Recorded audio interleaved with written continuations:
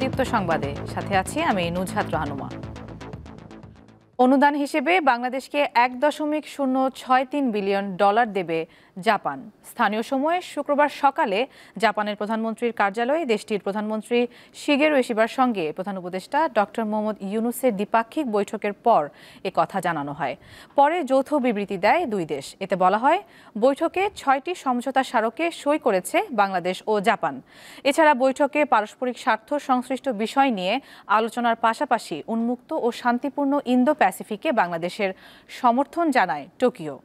বিবৃতিতে আরও বলা হয়, রোহিঙ্গাদের টেকসই ও নিরাপদ প্রত্যাবাসনই একমাত্র সমাধান। এর আগে সকালে জাপানের প্রধানমন্ত্রীর দপ্তরে পৌঁছালে বাংলাদেশের প্রধান উপদেষ্টা ডক্টর মোহাম্মদ ইউনুসকে গার্ড অব অনার প্রদান করা হয়।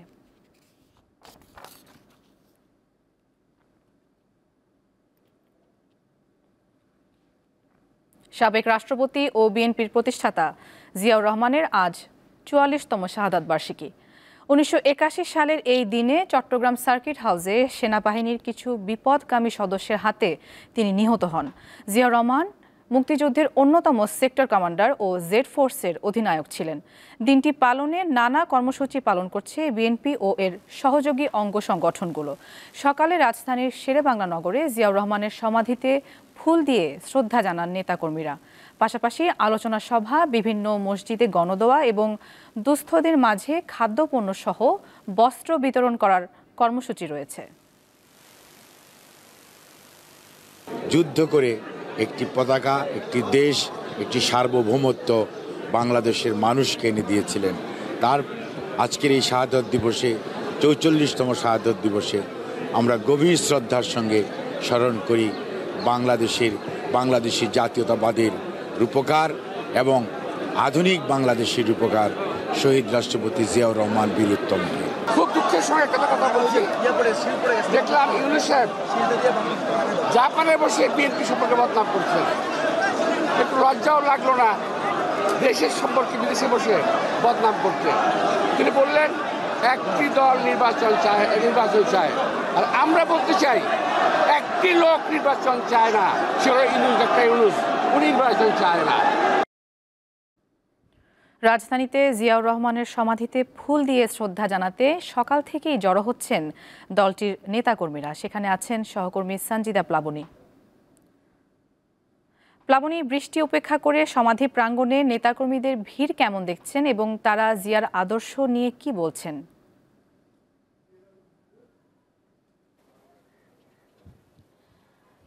বৃষ্টি উপেক্ষা করে আসলে নেতাকর্মীদের ভিড় আমরা আপনাদের কিছুক্ষণ আগে দেখিয়েছিলাম যে বৃষ্টি আসলে কোনো বাধা হতে পারেনি জিয়াউর রহমানের সমাধিতে ফুল দিয়ে শ্রদ্ধা জানানোর ক্ষেত্রে। এবং তারা, আপনি যেটা প্রশ্ন করেছিলেন যে জিয়ার আদর্শের কথা কি বলছেন, জিয়ার আদর্শের জন্য আগামী বাংলাদেশ যে গড়ার কথা, আগামীর যে সুন্দর বাংলাদেশের যে কথা বলা হচ্ছে, সেই বাংলাদেশে জিয়াউর রহমানের যে আদর্শের বিকল্প নেই, সেটাও কিন্তু আসলে এখানে আশা নেতাকর্মীরা আমাদের কাছে বলেছেন। আমরা কিন্তু আসলে আপনাকে আমি আসলে তাদের মাধ্যমে শোনাতে চাই যে জিয়ার আদর্শের কথা, আপনারা জিয়ার আদর্শ আসলে বর্তমান রাজনীতিতে কতটুকু প্রয়োজন বলে আপনি মনে করেন?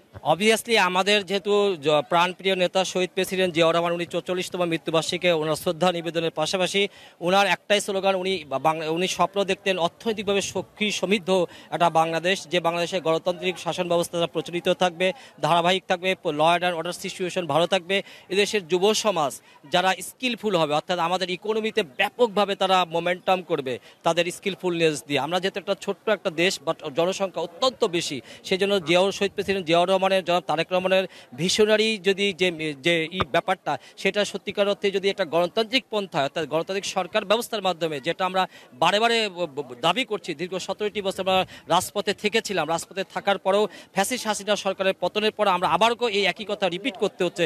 আমাদের নেতা অলরেডি বলেছে যে ডিসেম্বরের মধ্যে নির্বাচন হতে হবে, সেটার মেইন অবজেক্টিভই হলো শুনছিলাম নুজহাত যে আসলে জিয়ার আদর্শের কতটুকু প্রয়োজন তারা আমাদেরকে শোনাচ্ছিলেন।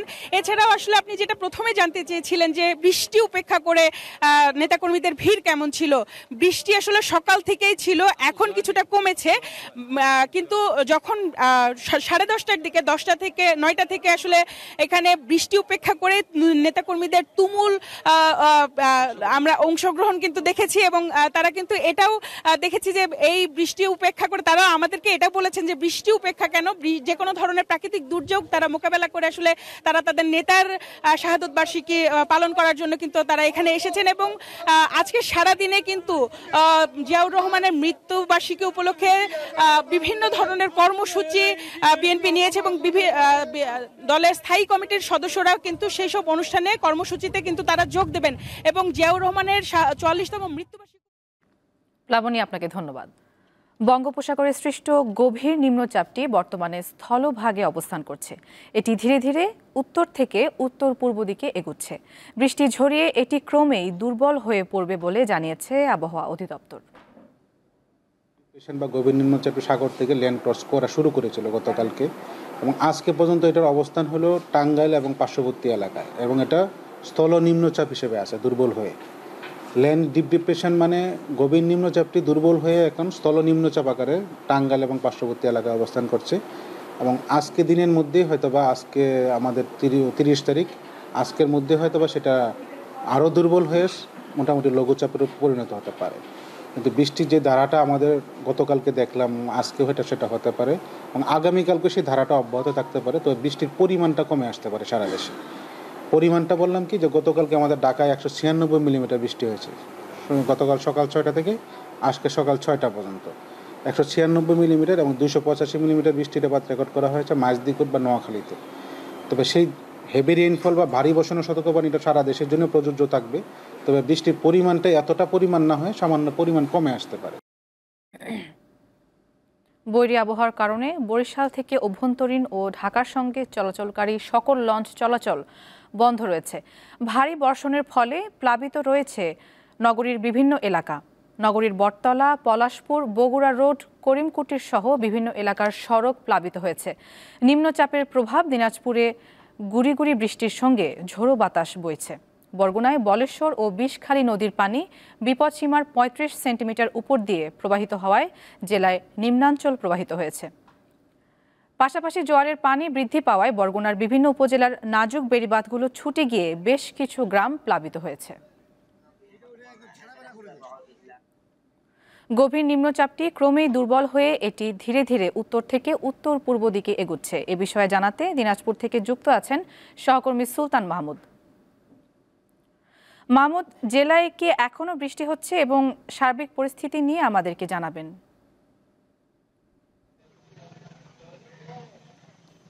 নুসরাত, আমরা সকাল থেকেই দেখেছি যে দিনাজপুরে কিন্তু গুড়ি গুড়ি বৃষ্টি হচ্ছে, এখনো কিন্তু গুড়ি গুড়ি বৃষ্টি হচ্ছে এবং ঘন্টায় 18 থেকে 20 কিলোমিটার বেগে কিন্তু বাতাস প্রবাহিত হচ্ছে, যার কারণে এই এলাকার মানুষের অর্থাৎ একেবারেই যারা নিম্ন আয়ের মানুষ তারা কিন্তু অনেকটাই প্রভাব পড়েছে। বিশেষ করে আমরা দেখেছি যে রাস্তায় অটো রিক্সা, ভ্যান চালক, যারা দিনমজুর শ্রেণীর লোকেরা অনেকটা কিন্তু তারা ভোগান্তির মধ্যে রয়েছে। তারা বলছে যে যেহেতু রাস্তায়, আমি একটু দেখাতে চাচ্ছি যে রাস্তায় কিন্তু এখন এই যে পানি জমে আছে, যার কিছু কিছু নিচু এলাকাগুলোতে পানি জমে আছে, রাস্তায় কাদায় পরিপূর্ণ অবস্থায় রয়েছে। কিছু কিছু রাস্তায় কিছু কিছু রাস্তা ভেঙে যাওয়ার কারণে অনেকে কিন্তু এই যে অটো রিক্সাগুলা সেই পানি থাকার কারণে সেগুলোতে পড়ে গিয়ে অনেক যানবাহন কিন্তু বিকল হয়েও গিয়েছে আমরা দেখেছি।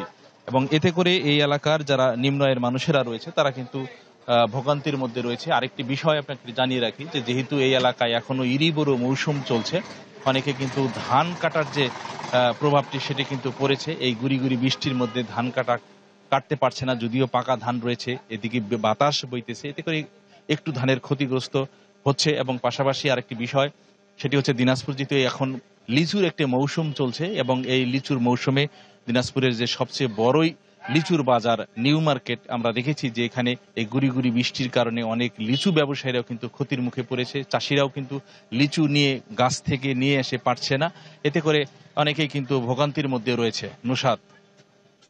মাহমুদ, আপনাকে ধন্যবাদ। দর্শক, এই ছিল এখনকার মতো। পরবর্তী সংবাদ বেলা 2টায় দেখার আমন্ত্রণ। এছাড়া তথ্য ও বিনোদনের অন্যান্য খবর পেতে যুক্ত থাকুন দীপ্ত ডিজিটাল প্ল্যাটফর্মগুলোতে। সবাইকে ধন্যবাদ।